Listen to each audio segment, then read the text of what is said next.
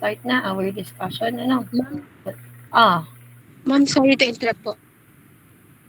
ano yun eh? Present po, ma'am. Hello? Ma'am, present po. Okay. Sige, yun eh. Thank you Okay. po. So, good afternoon sa inyo. No?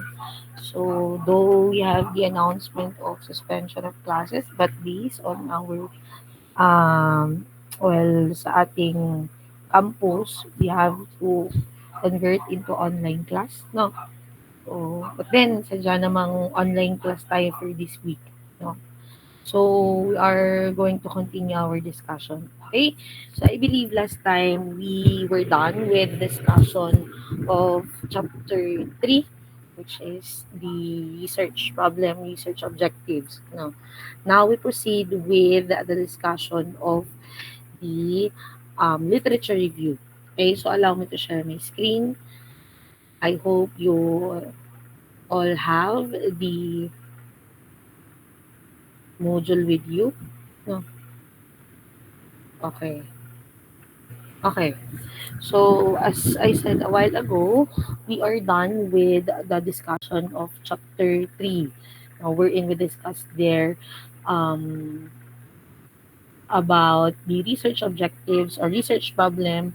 How do we know if the research problem is a good research problem? No?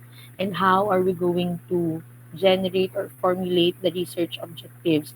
I also discussed with you what will be the format, no?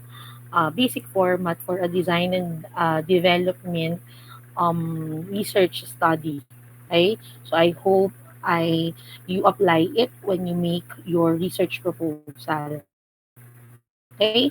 So those are the first part of making the research proposal, which is the chapter 1, the introduction and the discussion of the background why you are proposing for such kind of research. Now we are to continue to discuss the second chapter, no, second chapter of the research proposal and the fourth chapter of our module, which is entitled the literature review. Okay, so first we are to define first, in line with engineering, what is literature review.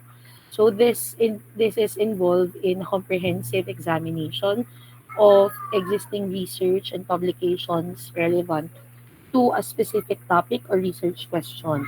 It helps to establish a foundation for new research by identifying the gaps, trends, and establish knowledge in the field. So basically, literature review, we are going to look for lots of researchers, publications such as books, articles, conference, journals, so on and so forth.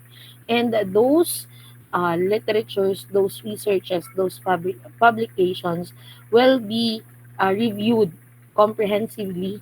No, will be examined comprehensively so that we can have or we can relate it to our topic or for our research question. No, so because of that, because of the literature review, it enables us to identify the gaps, no, the factors, the reasons why,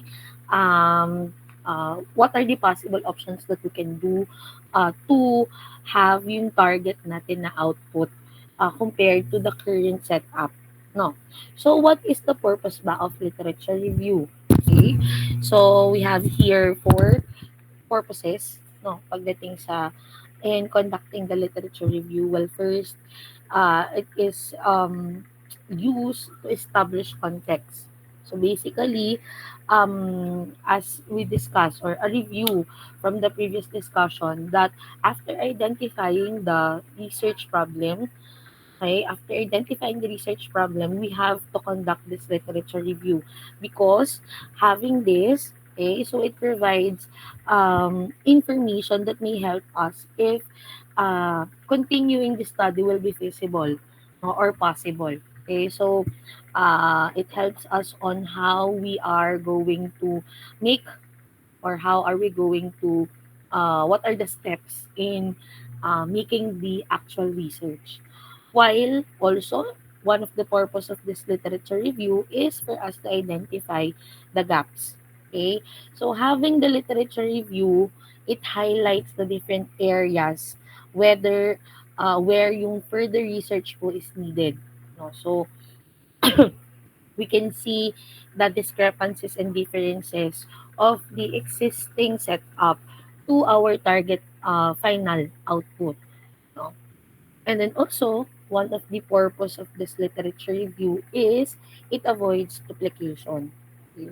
So, as I have told you previously, that when you conduct this literature review, it allows you to know lots of previous researches, existing researches, and because of that, if in case you have something in mind that you want to pursue, having this, if you knew that there is something already done, no, I mean, with the same kind of research that you wanted to have, no, so if you knew na existing na siya, meron na, therefore, um, on your part, hindi mo na siya gagawin. So, because, pagdating sa research, ayaw naman nating mangyari na magkaroon ng, sabi nga ng tinatawag na duplication. So, kumbaga nalalaman natin na, okay, there is an existing one na. So, hindi na natin siya gagawin. Okay? And then, the fourth po na purpose of this literature review is to develop the framework. No? So, last time, sabi natin that in conducting the research, no, we should have the theoretical framework. Okay? So, conducting the literature review, it helps us to formulate the research questions and the approaches, no, and methodologies that we can apply in our research. No, as we discussed nga previously that this framework or this theoretical framework, this is the it serves as the roadmap.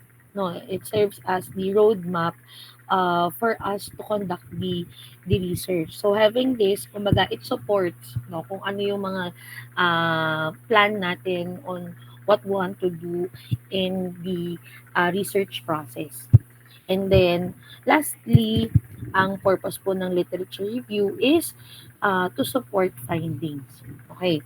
So, literature review provides us a basis or justifications for interpreting research results. Like for example, from our previous na example, design and development of a tomato candy making machine.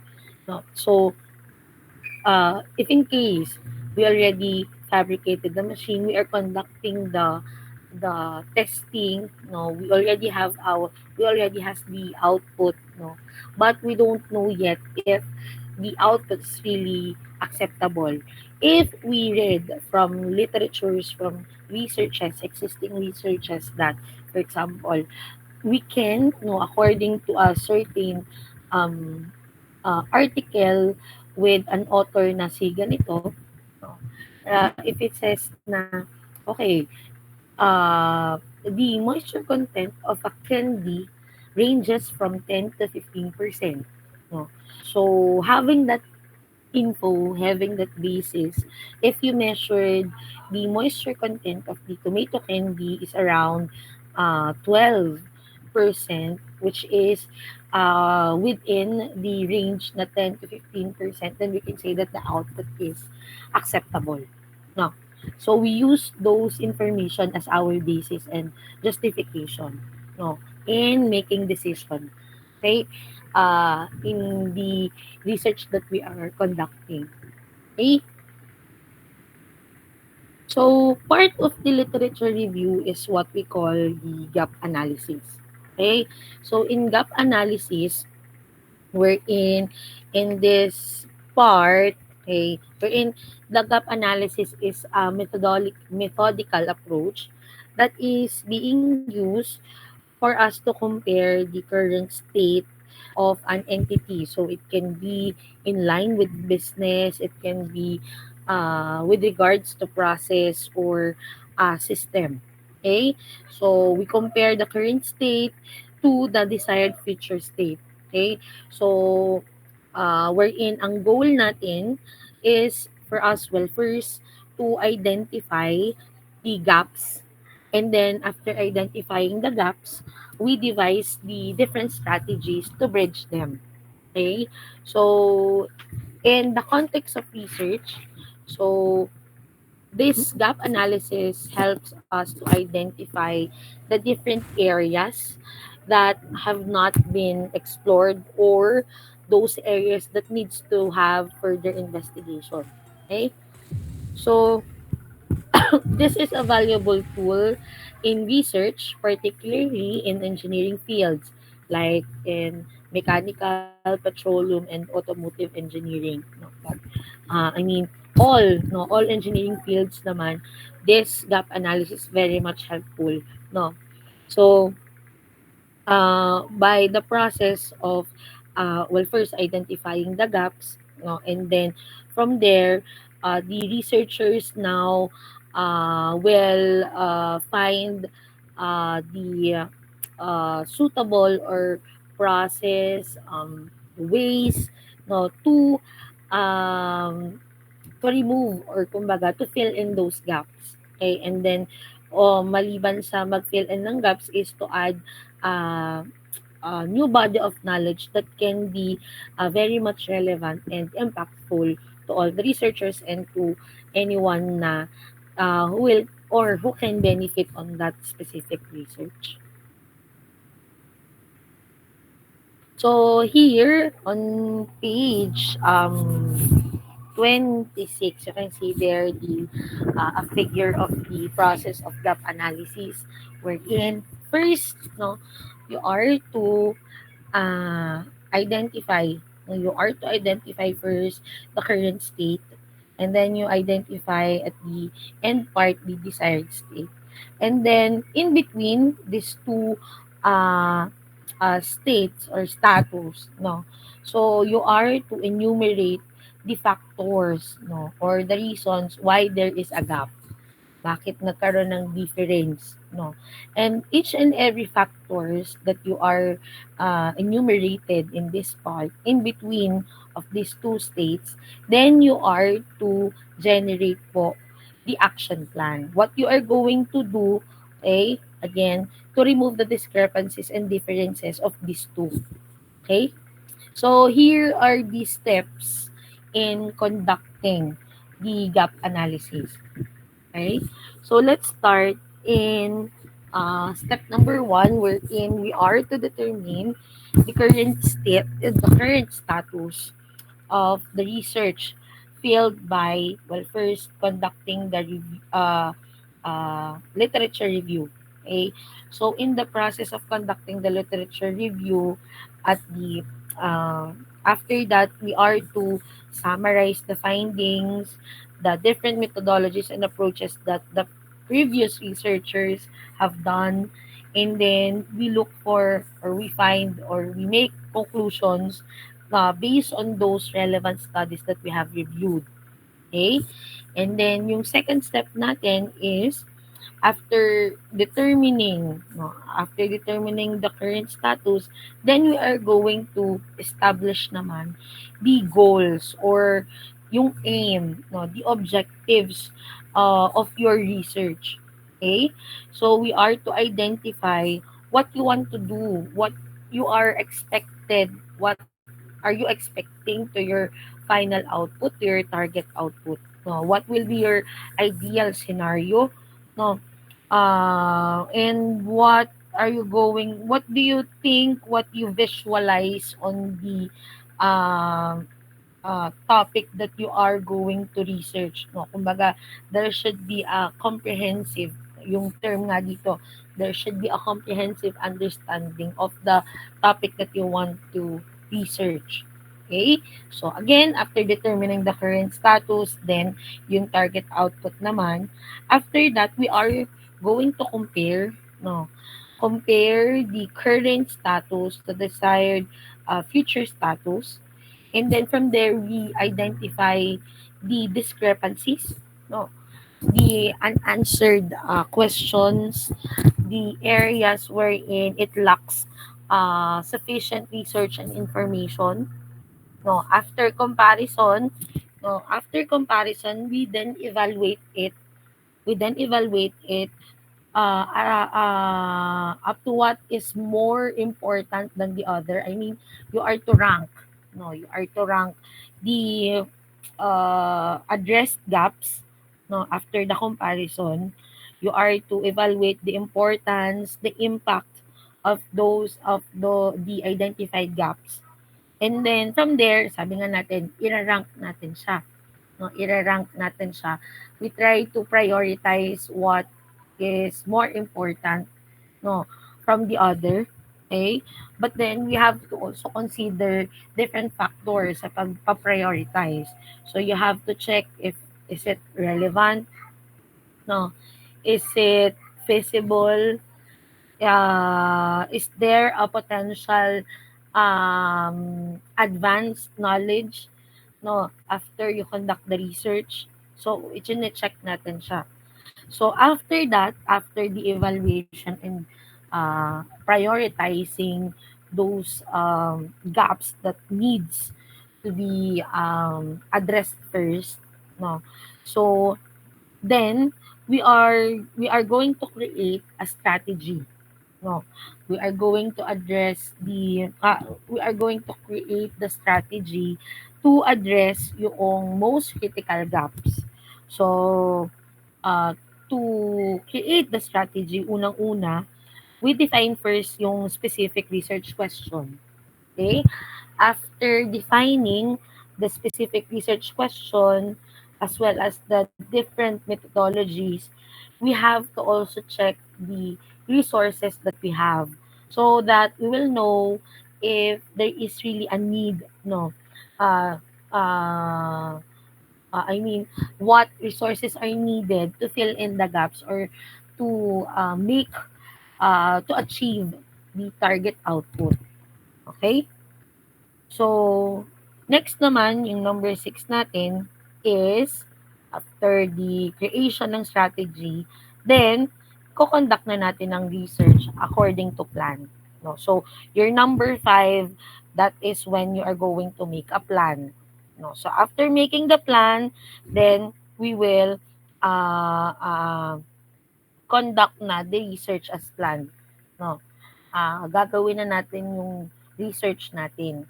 I mean, in line with the plan. Okay? But then, no, maliban sa uh, I mean, to follow kung ano man yung nakaplano, syempre, imo-monitor pa rin natin siya. Continuously, we are to check, we are to monitor the progress, no? Ano na ba ang na-achieve natin? Ano na ba ang nag-gain natin in this process, no, dito sa ginagawa natin? Or if in case there is a delay, no, there is a delay in our plan because of certain reasons, what are the possible things to do for us to recover, no? So we can adjust the plan naman as necessary, no? It depends based sa findings natin as well as in case there are new developments that is happening. Okay? So, ano ba ang benefit? No, what are the benefit of conducting the gap analysis? Okay? So, uh, generally, since we identify the gaps, no, we identify the specific areas that needs attention. Okay? It ensures that uh, anything and everything regarding the process of research, our efforts, no, will be targeted, no, as well as the plan, no, the research process will be effective. Okay, so because we have this gap analysis, we can have a better allocation. So if we have, of course, the resources, no, so nandyan yung resources natin. Since this is the gap analysis, we can allocate, we can divide it properly according to, sabi nga kanina, our priority, kumbaga kung alin ang magwe-weigh more. no? So we can, allocate properly yung resources natin. Also, it encourages the exploration of the new ideas as well as the approaches by highlighting the unexplored areas in line with research. Okay, it also assists in developing clear, uh, actionable plans in line with the advancement in the field of study. Okay? So, isa pa din, no, this gap analysis, it helps us to promote collaboration with other discipline. So, there are some cases na, kumbaga, hindi lang mechanical yung yung i-cover. May mga part like for example, automation process, um, things na may kinalaman into chemicals, then we can have yung mga chemical engineers. I mean, um, lahat naman, no, there are really cases, no, and na talagang in a one research, lahat ng discipline ay kasali, no. So, you can see on page 27 an example of a gap analysis in line with engineering research.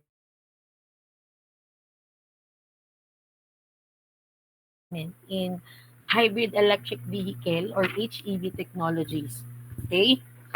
So, uh, in case, I guess the topic is related to if in case we use this new technology, this hybrid electric vehicle, what will be the effect?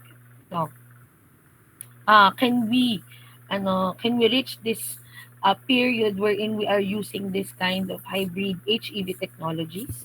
No. So like the step by step procedure in um, making the gap analysis. Okay, so let's start first with this research problem or research statements. We have to determine first the current status ng atin pong research by reviewing the existing literature. No? So we are to review the literatures or researches related to, for example, the battery technologies, researches, studies, concepts related to electric motors, okay, fuel efficiency improvements, and emission control technologies. So we have to check all of those. And then from there, we summarize the findings.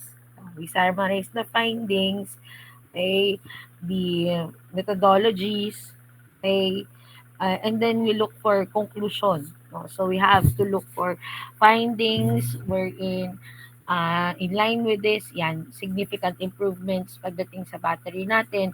So specifically for lithium-ion battery, no, ano na ba yung mga current na design pagdating sa electric motor, no? Ano na ba yung current, no, yung mga bagong labas ngayon, no, sa market na bagong design ng electric motor. What are the strategies that we can do, no, in our vehicles to reduce fuel consumption as well as the emissions. Okay? Uh, and then after that, after natin determine yung current state natin, then anong sabing sunod? Ngayon ay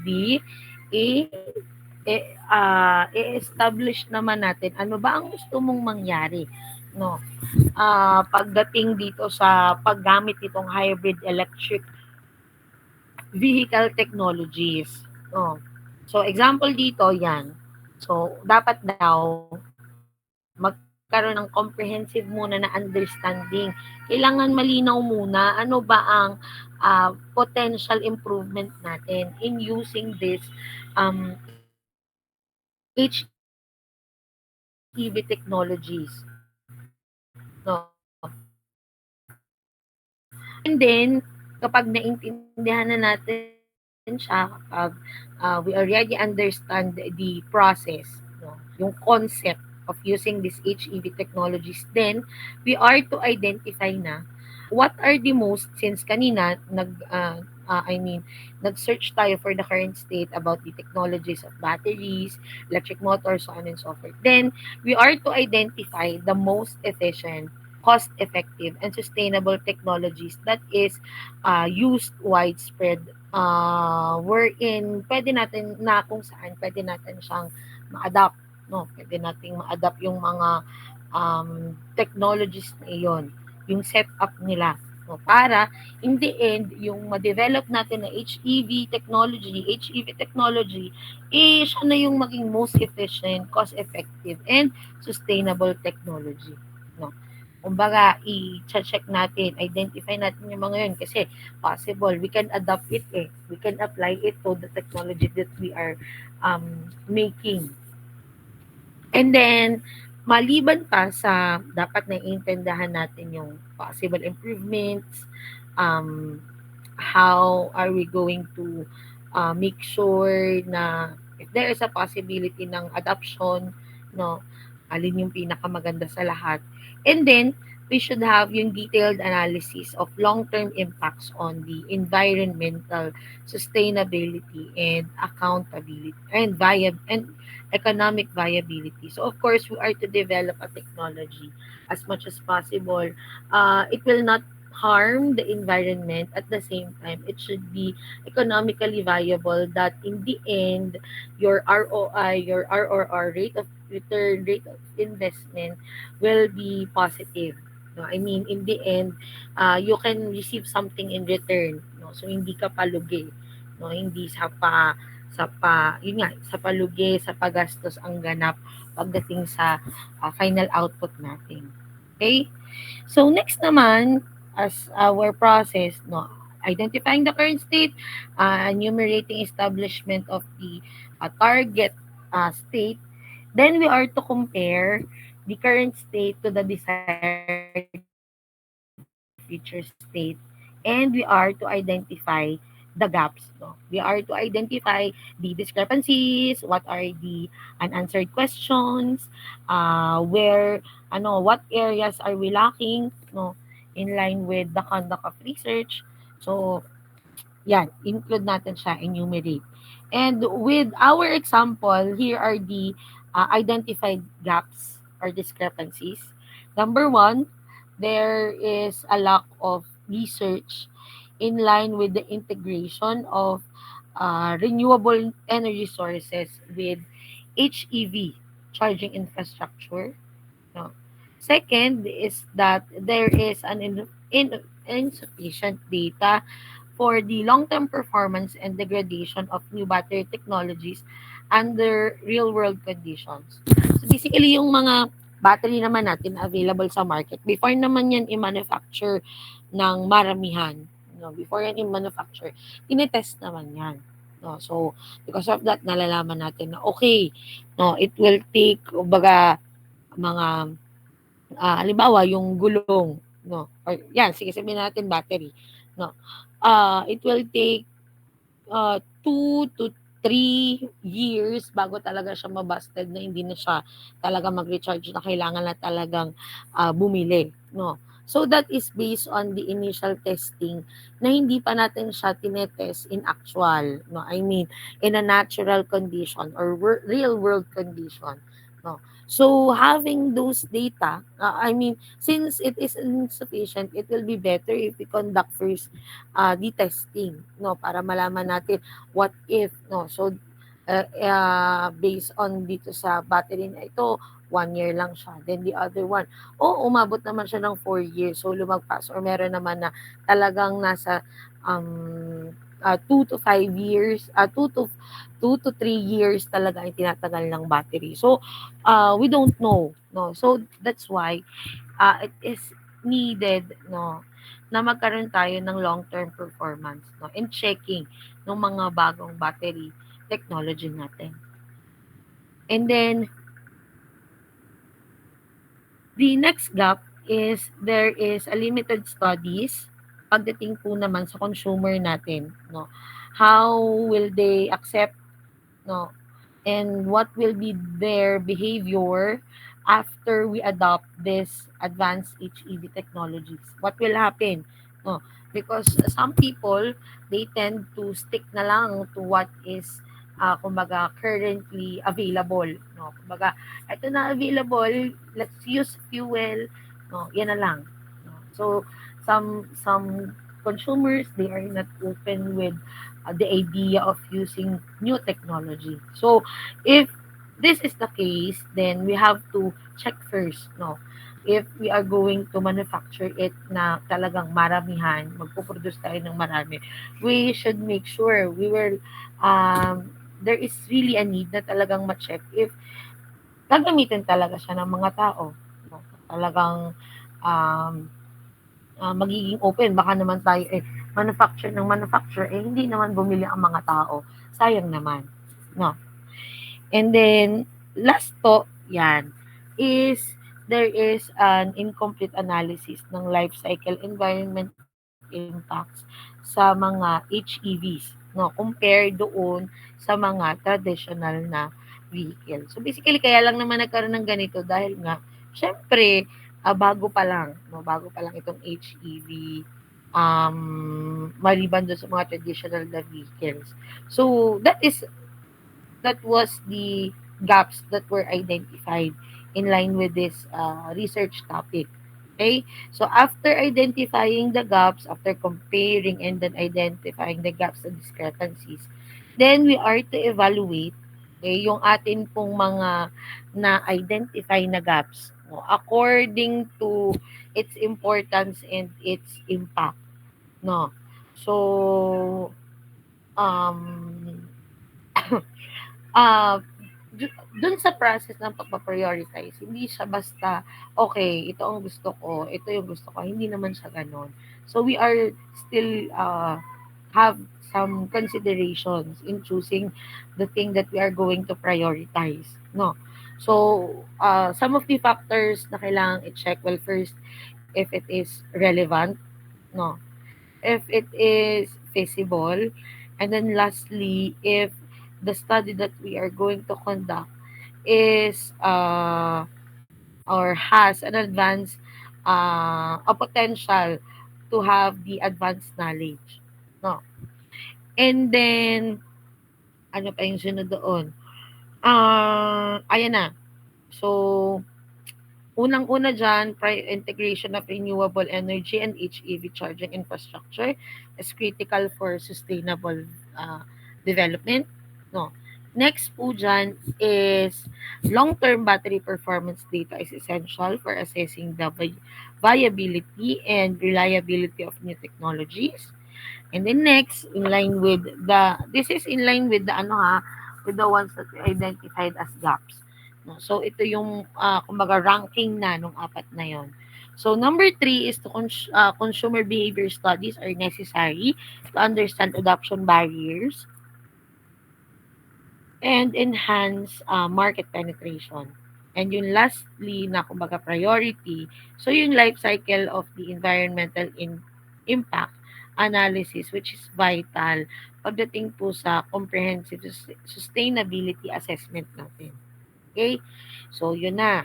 Na-determine na yung current, established na yung ano tawag dito, the target output, na-compare na natin yung dalawa, and then na-evaluate na rin natin ano ba ang importance ng gap natin. No? So then, we are to uh, create na a strategy, no, para ma-address nga itong mga gaps na ayan, prioritize at mga gaps ah, na identify natin, no.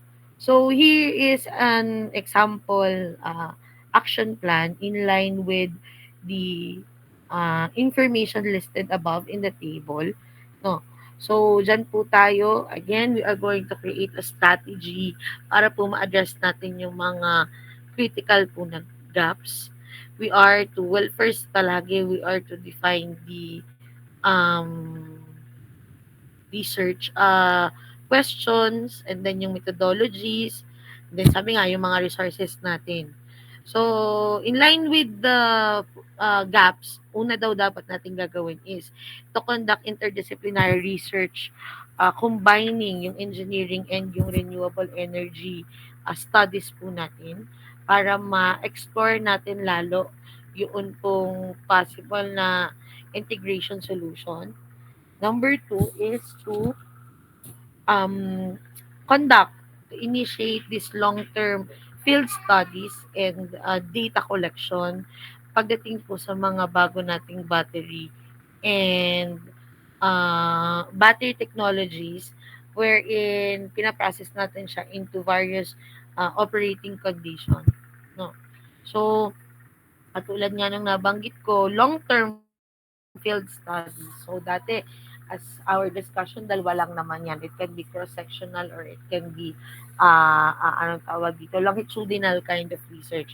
So, most probably because, since this is, uh, birth, no, story, I mean, since, bago pa siya, bago pa yung area natin, yung topic natin na iyon. So, kailangan talaga pag-aralang mabuti. Makikita natin if there are some changes, no, if there are some developments during the process, no. Lalo pa at iba't iba nga ang operating conditions na gagawin natin. Okay? And the next po is, ayan, yung next natin na action plan is to design and implement surveys and behavioral studies to gather data on consumer acceptance and usage patterns. And then, lastly po is to perform life cycle assessment, comparing environmental impacts of HEVs with those of the traditional and other alternative vehicles. Okay. So basically, these are the general plan, no, general strategy. If you are to make this gap analysis, no, so you can enumerate, discuss thoroughly ano ba ang goal ninyo, no? Isa-isa talaga siguro kada process ito ang dami-daming iisa-isahin bago ito matapos, no? So, gano'n din naman siya, nakataon lang na dito sa module natin, general na.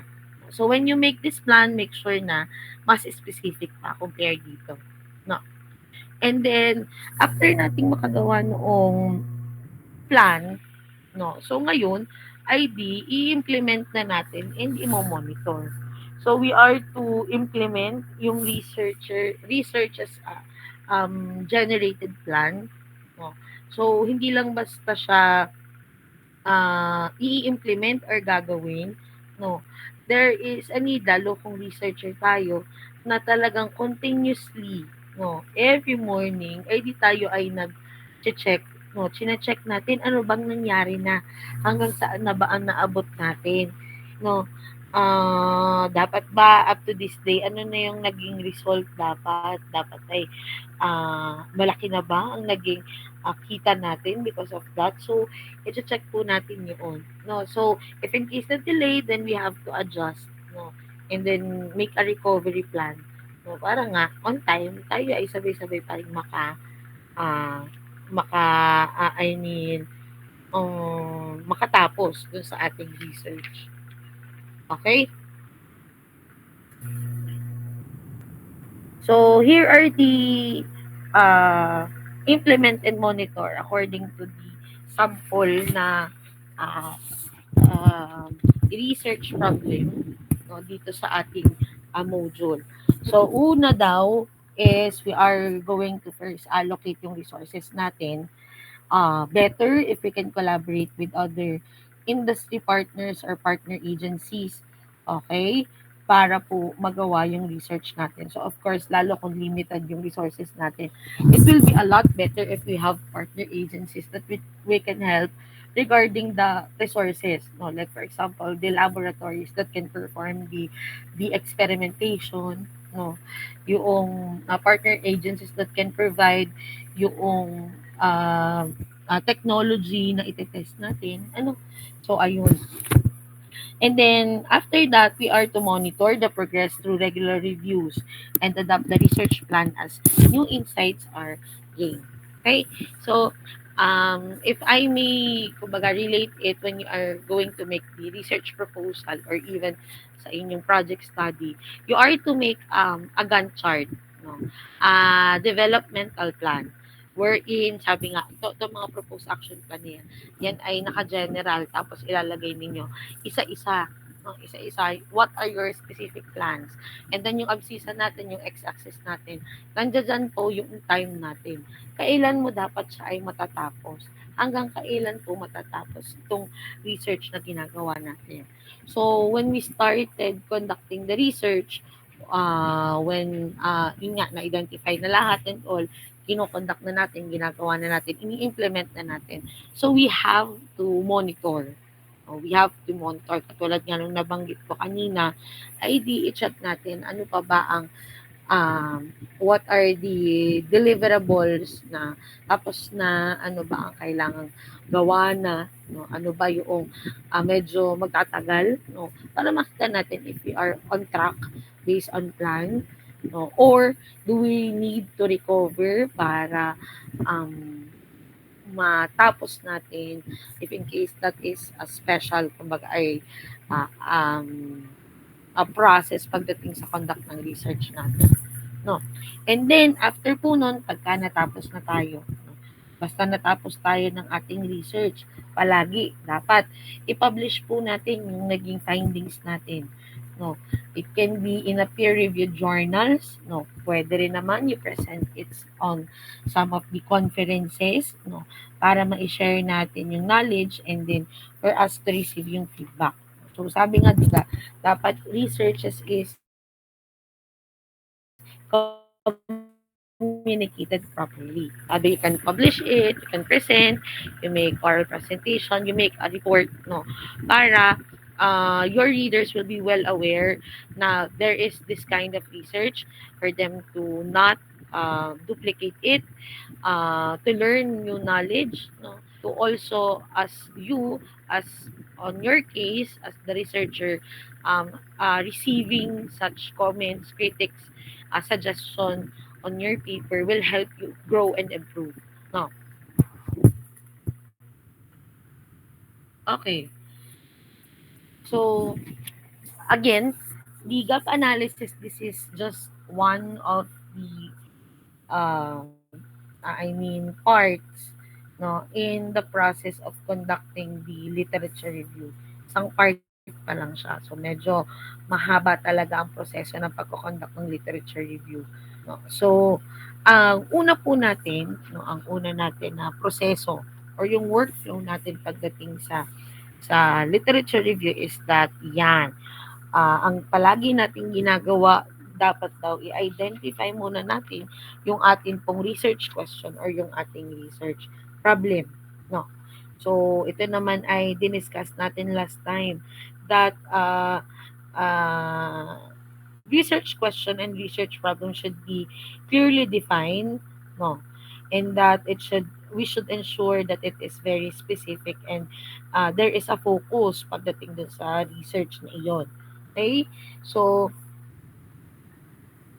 so makikita kasi natin kung ano bang gusto nating mangyari if we conduct this literature review, no, such as makikita natin what are the gaps, no, doon natin makikita the possible na findings, as well as syempre mai-inform yung other researchers na meron kang kinokonduct na ganitong klaseng research, or in case kung tapos na meron kang nagawang ganitong klase ng research.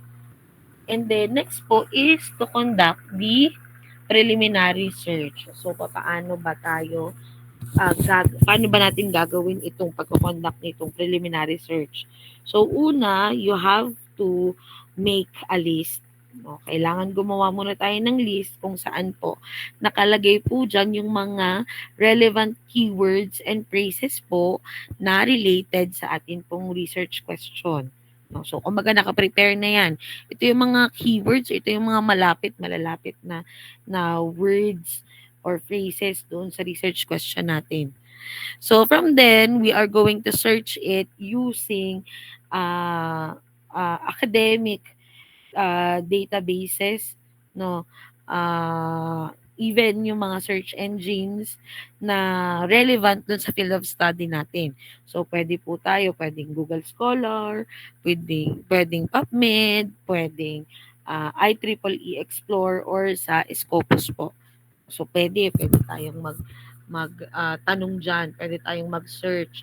So, kapag nakapag-search na po tayo, then we conduct yung preliminary searches natin using, yun nga, yung mga keywords na yun para makuha po yung overview or yung overview ng mga available na literature po dun sa ating study. No? So, kapag, anong tawag dito? Kung nakapag-conduct na tayo ng preliminary search. No? So, ayan na. I-review na natin at i-refine yung atin po na scope. No?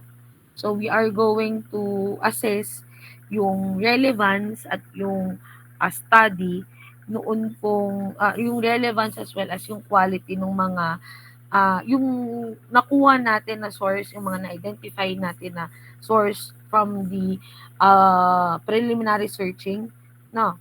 So from there, i-adjust natin yung mga search terms natin and yung criteria, no? Based dun sa nakuha nating mga findings from the initial findings, okay? Para po magkaroon ng focus na yung mga literature natin na kumbaga hindi andang mapili natin ay yung pinaka-relevant po na literature dun sa research question natin. No? And then, after review and defining the scope, then we are to conduct the comprehensive literature search. So, paano po ba ito? No? Kung kanina, in-identify na natin yung mga literature, yung pinaka-relevant, yung quality na sources natin according to terms and yung criteria, then tayo po naman ay magpe-perform ng mas thorough pa na search using refined na o yung dumaan na nga din sa review and refining scope. Refined keywords and criteria.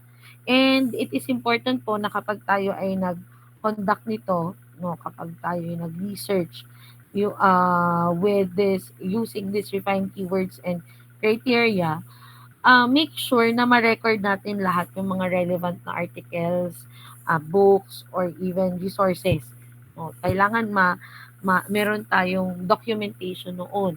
No, so marami naman tayong pwedeng modes or ways para makagather ng information. It can be, well, through, halimbawa, normal na handwritten, ikaw mismo magsusulat, na pwedeng i-photocopy, pwede namang picturean using your cameras. No? Maraming ways para makuha yun.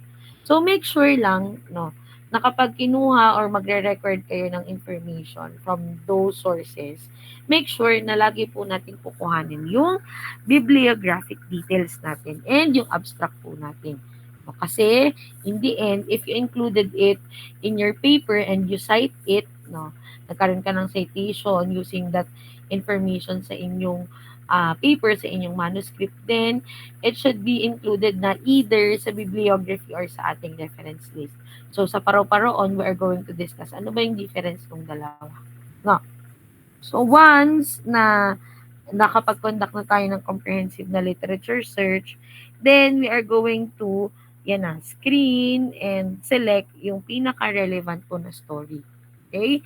So, applying the criteria that we use pagdating sa reviewing and defining the step plus yung conducting the comprehensive literature review, dito po i-apply natin yung criteria para ma-select naman yung studies na directly ay relevant dun sa inyo po na research question. No? So, there are cases that you have to check yung publication date. No? So, kaya nga sabi ko sa inyo, okay, so kapag kayo ay nag-research, hanggang dito lang dapat ang mga information na makukuha ninyo. Like for example, sabi ko nga dapat ang researches ninyo at least ay 5 years, no? 5 years from today, no? I mean 2028, 2029. Ganyan dapat ang pinaka-latest na or oldest, yung pinaka-oldest na literature na inyong dagdag na iilagay on your manuscript. No? Pero kung talagang wala, sige, paayag na. 10 years. Ano? So, yun. O pwede rin naman yung study design or pwede rin na yung relevance po to the topic. Okay? So, in this part, we are going to exclude yung mga sources na hindi naman na-meet yung criteria or merong low quality lang na klase ng information. No? So, of course, if you use anong tawag dito, academic databases, yan, or yung mga web pages, search engines, no? So, yung mga yon like Google Scholar, yan, Science Direct. So, legit naman talaga yan na of quality. Kasi, alam nyo ba, bago pa yan ma-approve, no? Bago pa yan ma-approve, matagal na proseso. No? Kailangan talagang chine-check yan bago siya ma-post sa Science Direct or dyan sa Google Scholar. No? So, we can say that really it is a high quality kind of research comparing to such data like for example like Wikipedia. No? So again, remind ko lang din that Wikipedia, I hope you do not use it as your source of information because actually hindi dapat ginagamit yung sa Wikipedia because lagi siya or pwede siyang ma-edit, no? Pwede siyang mabago-bago. Hindi siya legit na data talaga. No. I mean, may data sa kanya, pero since pwede nga siyang i-edit-edit, so hindi natin alam kung talaga bang tama yung data na nakalagay doon. No. And then, after po noong ma-screen yung relevant na literature, ay di ngayon atin nang i-organize yung ating literature. No? So, i-group natin yung literature natin into different categories or even po sa naka-base sa themes. Pwede siya based on commonalities, sa approaches, sa methodologies, yan. Or even dun sa findings natin. Okay? So from there, we are going to develop yung bibliography or yung reference list ng mga sources na kinuha na natin ng information or kumbaga, yung na-review natin ng mga literature. Okay? And then next po, after ma-organize yung literature, then we are going to analyze and synthesize yung ating na findings. Okay? So, in this stage po, so, nagrupo na natin. Ngayon, i-extract natin tapos isa-summarize yung mga main findings, yung arguments, and yung conclusion po natin. Galing dun sa mga sources po. No? So, from there, we are going to look for patterns, trends, and gaps dun sa ating literature. So, from there, we analyze different studies relates to each other and to your research question. So, kumbaga, i-relate na natin ngayon yung ating na extract or na-summarize na findings. I-analyze natin itong maraming studies na ito, paano ba natin siya mai-relate dun sa research question natin. No? Or even, paano ba natin siya masasagot ang research question natin na yan. No? And then, next po, yan, is to write na the literature review. Okay.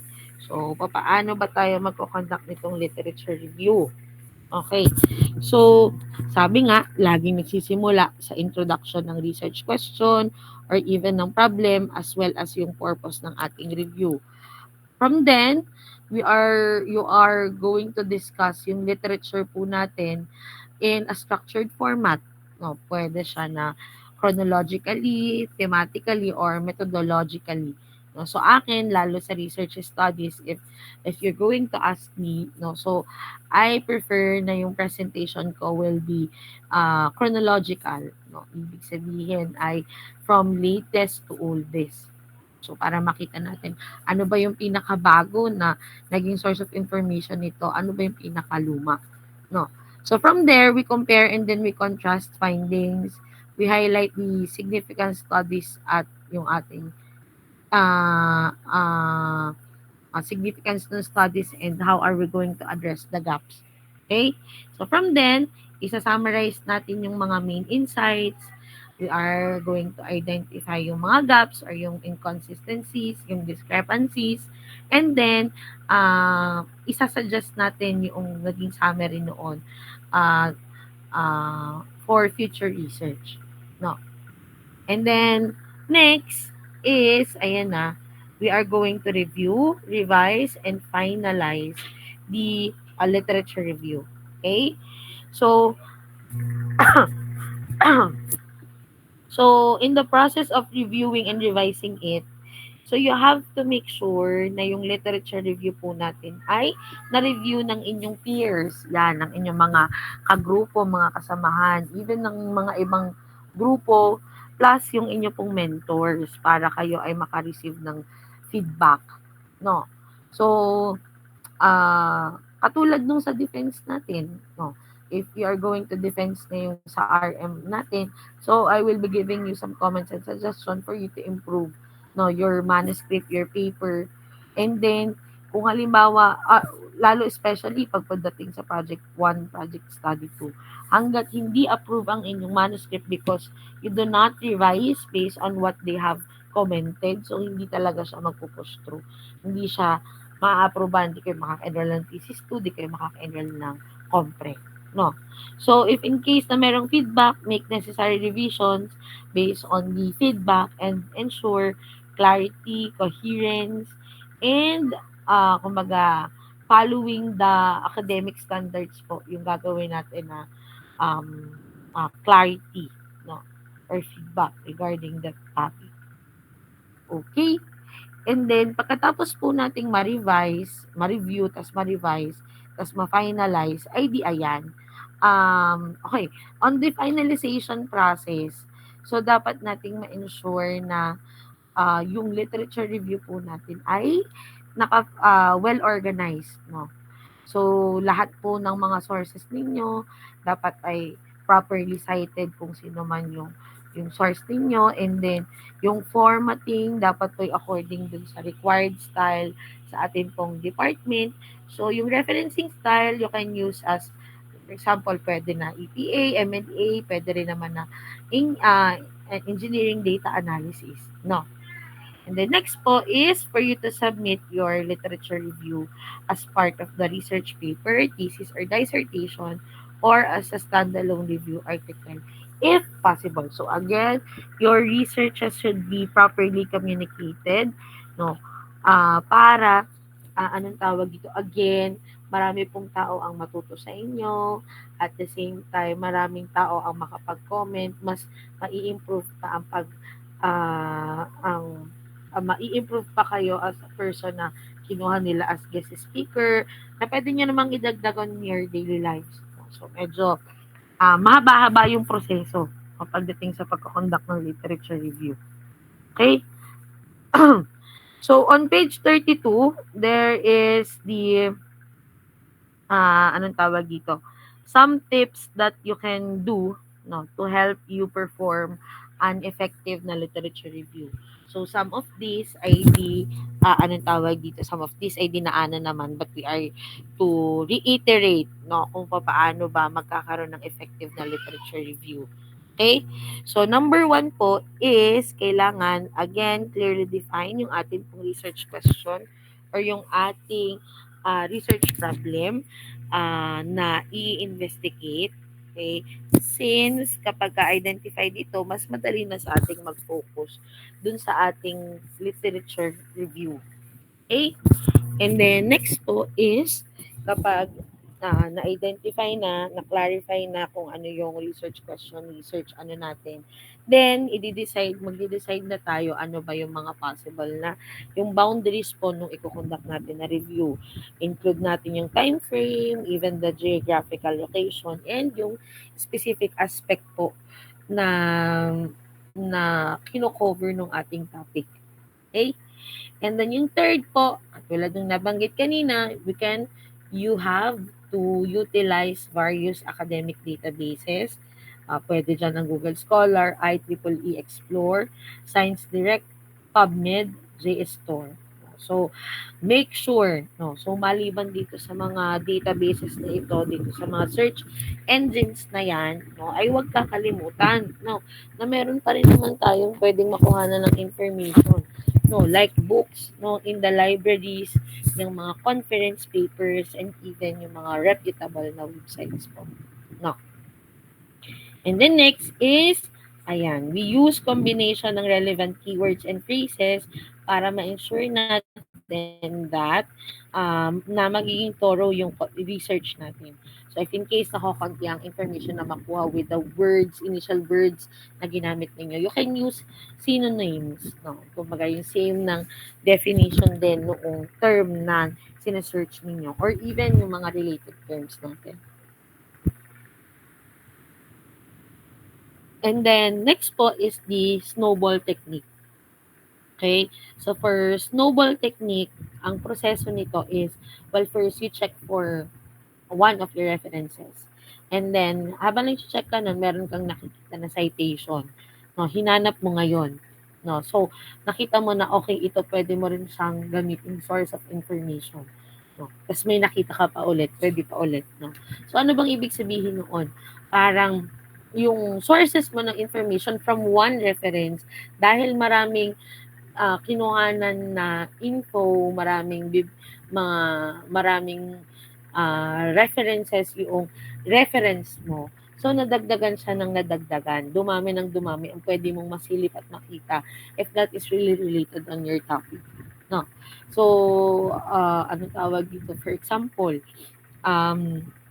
by the way, bakit nga siya tinawag na snowball technique? No, snowball technique kasi if you are to imagine yung snowball, halimbawa maliit lang siya na snow, tapos binilog mo siya. I don't know, siguro yung mga nakarating na sa ibang bansa na may snow, na experience na ito. So, yun daw kasi, pag binilog mo, yan, tapos pinagulong mo ng maraming beses, may mga didikit doon na snow hanggang sa lumaki na siya ng malaking malaki. No? So, dito, ang ibig sabihin lang nitong snowball technique is that the process of collecting the sources or information ay habang maraming kinakuha kang sources, mas lumalawak at lumalawak at lumalawak ang possible na sources na pwede mong paggamitan. No. Okay? So, yan, pwede rin. Gumamit daw po tayo ng tools such as EndNote, Mendeley, or Zotero, no, para matrack natin yung mga references natin as well as for us to organize yung ating pong mga literature. No. So, you can explore in these tools, no, like itong Mendeley. Sa Mendeley, you just have to input the bibliographical details and then automatically magpe-present na siya according to what kind of references you want. No? So, ayun. And the next is organize your literature thematically, chronologically, or methodologically. No? So, this helps in presenting a clear narrative pagdating po sa inyong review. Next, ensure the sources are directly related to your research question. Okay? And then, next po is, kapag nagawa na yung mga sources natin, napili na, nakagawa na ng literature review, prefer peer-reviewed journal articles, books from reputable publishers and publications by recognized expert in the field. So, ibig sabihin, kumuha lang daw tayo ng mga information. Kailangan yung mga sources natin ay of high quality. No? Talagang sa anong tawag dito, kuhanin natin sila from the expert talaga sa field natin. Vitamins na yun. Wait. Wait lang ha.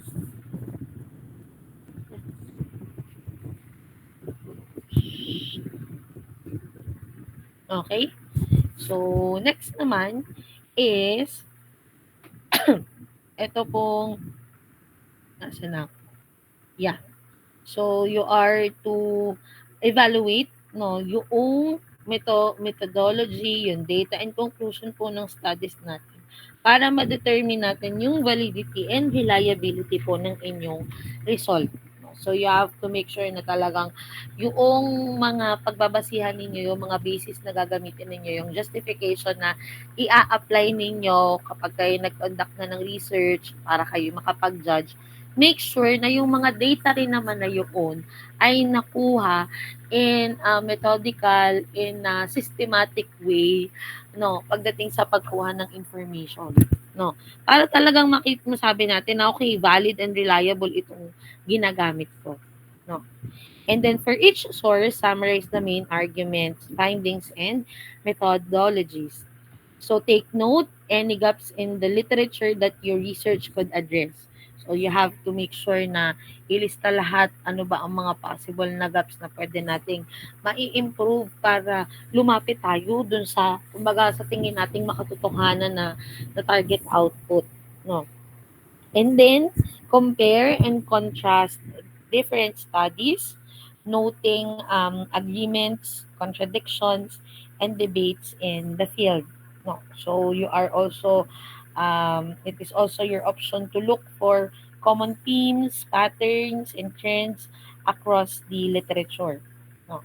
And the next po, you should write a coherent narrative that summarizes yung current state of the knowledge and how it is relates to your research question. And then, third to the last, no, so point out po yung significant contribution and how they have advanced the field. And the next is, uh, we have to make sure po na ma-update regularly, no, yung ating literature review. Okay? So, syempre, habang ikaw ay nagko-conduct ng literature review, padami ng padami, padagdag ng padagdag yung mga bagong research na napapublish, no? So, since mayroong bago na dumadating hanggat hindi mo pa natatapos yung research mo, then you update your literature review, no? Para ma-ensure na yun pong iyong basis, yung iyong ginagamit na study ay current, talagang bagong-bago. And then lastly, set alerts. So make sure you use data alerts to stay informed about new publication in your area of interest. So you can join yung mga yung mga database na kung saan kumbaga yung field of specialization ninyo ang kino-consider, no. So pwede naman, di ka minsan pagka naging member ka doon, magpa-member ka, kung talagang ikaw ay nandun sa linya ng pagre-research, yan, member ka dyan. So, every time na merong bagong nalalabas, lagi kang informed, no? You already know na merong bagong inilabas na bagong researches na pwede ninyong gamitin, again, as your source of information. Okay? So, ikat na lang natin dito yung ating discussion, no? Since actually yung yung naunang tatlong section ay dito lang din kami natapos para sabay-sabay na tayo. So from the previous no na discussion, meron ba kayong question, concern, clarification, no, violent reaction?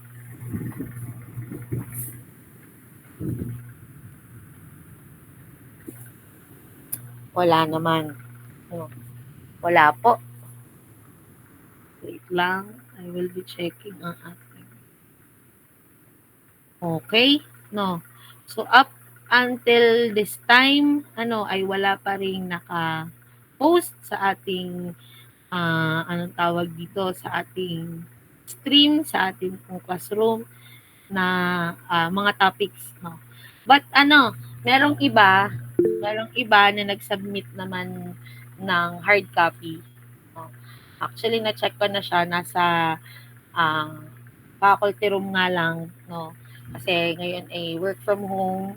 Actually, papunta na ako doon kanina, sinabi, work from home daw. Ay siya, di bumalik na ako. Ano, so, ayun. No, so, may mga na-check naman ako doon. Kaya lang hindi ko tanda lahat. Wait lang po, wait lang.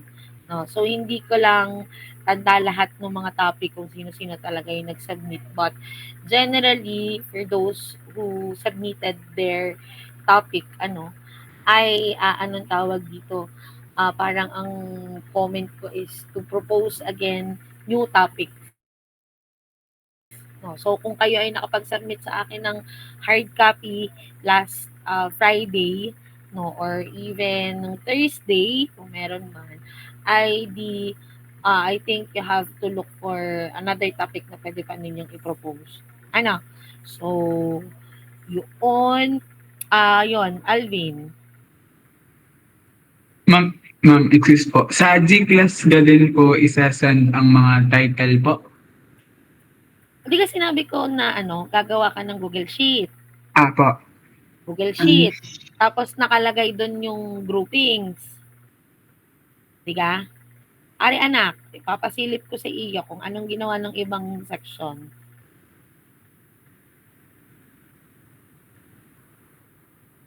Para monitored ko rin kung sino ang mga nagsasubmit at kung sino ang hindi nagsasubmit. No? Kasi first meeting pa lang natin anong tawag dito? Sinabi ko na yung pang iba. Aring section 1. Meron kaya sila. Yan.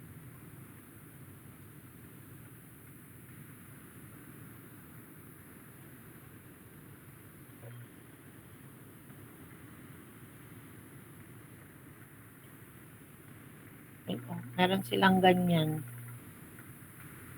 Nakalagay na lahat ng possible topics na pinopropose nila. Ano? Natin yung iba.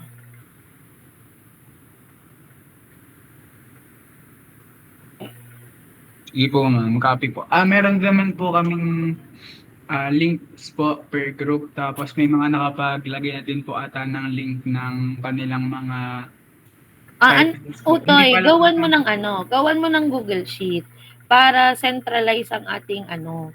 ang ating topic proposal. Ha? Okay po. Ma'am, meron na din po kami nun. Hindi pa lang po siguro na i-send po sa Google Classroom po. Ay, pasuyo. Pa-send na lang. Pa-upload din. Ha? Thank you po. Thank you so much po. Okay. Okay po. Ayan. So, do you have any question, concern, clarification? So, tayo naman ay may online meeting pa on Wednesday. So, kaya naman natin tapusin itong chapter 4. So, malamang we still have time para mag-check noong topic proposal. So, ayun. Dito tuloy natin ang checking natin. Okay po? But, yun nga, sinasabi ko sa inyo, parang madami dun sa nag-submit ay parang wala akong nakita. May ilan, pero konting-konti lang. So, kung kayo ay nag-submit ng hard copy, may nag-submit ba sa inyo ng hard copy? Yes po, miss. Ako po ang nag-comment sa inyo. Yan. So, parang mukhang doon sa mga nag-submit, lalo na yung nag-submit nung Friday na mismo, wala akong nakitang topic kasi I'm checking it during the defense. Wala eh. Actually, even yung mga kasamaan kong panel, tinitingnan din nila yung topic, wala, rejected din. No? Parang, wag na yan, paulit-ulit na yan, wag na yan, paulit-ulit na. No? Wag na yan, wala na bang ibang topic? So, pasuyo ako. So, look for topics na you can work on. No? Sabi ko nga, hindi kailangan na bagong-bago talaga. No? At least meron kayong i-employ na improvement, change, dun sa pinopropose na iyon. Okay po? Pero kung yun at yun pa rin, same pa ng topic, same pa ng process, ay hindi talaga yun ma-approve. Okay po? Okay. So, kung wala na pong concern, question, clarification, wait lang, tingnan ko lang yung attendance natin. Screen cap ko lang. No. So, okay. Lock.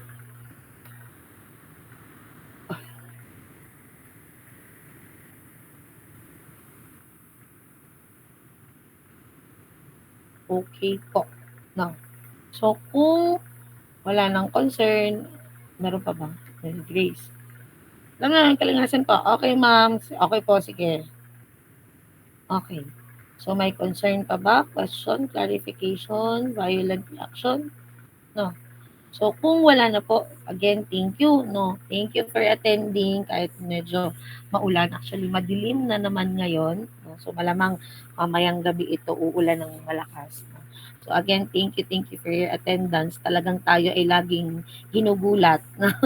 Laging ginugulat na suspended ngayon.